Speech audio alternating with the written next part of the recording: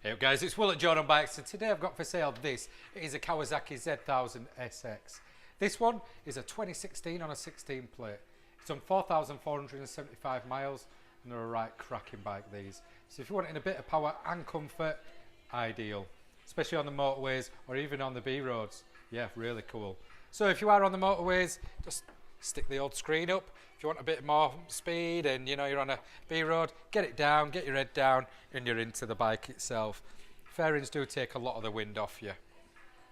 They also come with the traction control systems on these and power modes. So you get some kit with these.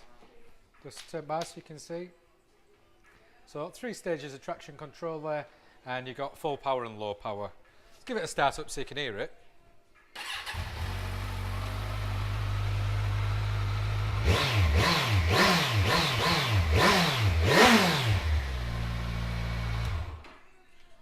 Standard exhaust, and you wouldn't believe it. Really nice sounding. Anyway guys, you've seen this absolute beauty. All you need to do, pop down to Jordanbikes, just give us a call. Cheers.